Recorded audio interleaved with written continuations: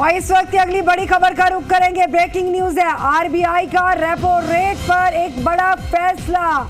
RBI ने repo rate में 0.50 की बढ़ोतरी की है। लोन की ईएमआई इस कैलेंडर वर्ष में तीसरी बार बढ़ेगी। अब रेपो रेट बढ़कर 5.40% हुआ। कोरोना संक्रमण काल में काफी लंबे अरसे तक स्थिर रही थी महंगाई के 6% से ऊपर रहने के अनुमान। अंकित तिवारी हमारे साथ जुड़ चुके हैं। अंकित, आरबीआई का रेपो रेट पर बड़ा फैसला और इस फैसले का क्या होगा असर?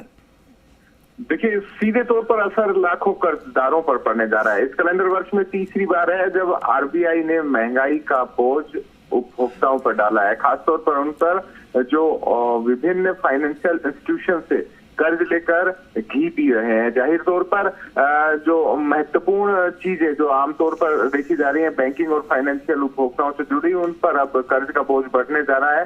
Home loan, car loan, personal loan की ब्याज दरों में फिर से इजाफा होगा और 0.50 बेसिस पॉइंट की इसमें इजाफा किया गया है। अब रेपो रेट बढ़कर 5.40% हो गई है और महंगाई को लेकर भी आरबीआई ने कहा है कि अभी स्थितियां कंट्रोल में नहीं है। खासतौर पर बात की जाए तो कोरोना संक्रमण के शुरू होने से पहले की स्थिति में आज ये बढ़ गई है। हालांकि कोरोना संक्रमण के काल के दौरान राहत आरबीआई ने दी थी, लेकिन जब वित्त वर्ष की शुरुआत हुई तो आरबीआई ने बता दिया था कि अब रुख सख्त होगा, लगातार महंगाई कंट्रोल करने के लिए कुछ कड़े फैसले होंगे। और इसी को देखते हुए आज का जो मौद्रिक नीति की समीक्षा के बाद का फैसला है वो इसी संदर्भ में माना जा रहा है। अगर असर की हम बात करें तो जैसे 1 लाख रुपए का कर्ज किसी ने लिया हुआ है तो 22 से 33 रुपए का अतिरिक्त भार अब उसकी ईएमआई पर पड़ेगा। यानी कि 10 लाख का औसत लोन है तो 300 से 350 रुपए ईएमआई बढ़ जाएगी।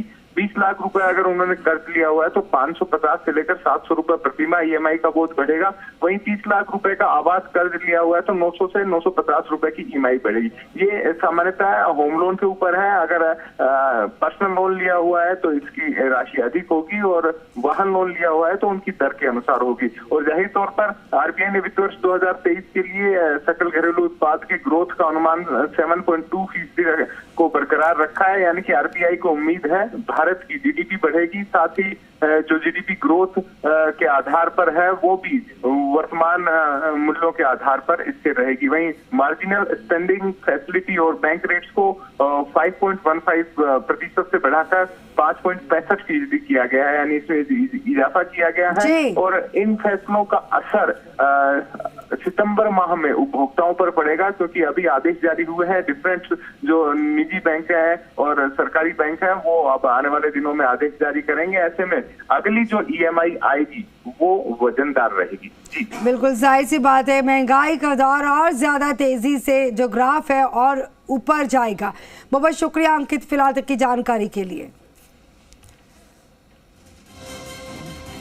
तो चाहे पर्सनल लोन है, वाहन लोन है या फिर होम लोन है, तमाम इन लोन्स पर ईएमआई बढ़ेगी। इंस्टॉलमेंट्स की जो दर है उसमें इजाफा दर्ज किया जाएगा। जाहिर सी बात है कि लोगों की मुश्किलें इसमें बढ़ सकती हैं। बता दें कि आरबीआई का फैसला उस वक्त आया है ये जिस वक्त कांग्रेस की तरफ से महंगाई के मुद्दे को लेकर केंद्र सरकार को लगातार घेरा जा रहा है।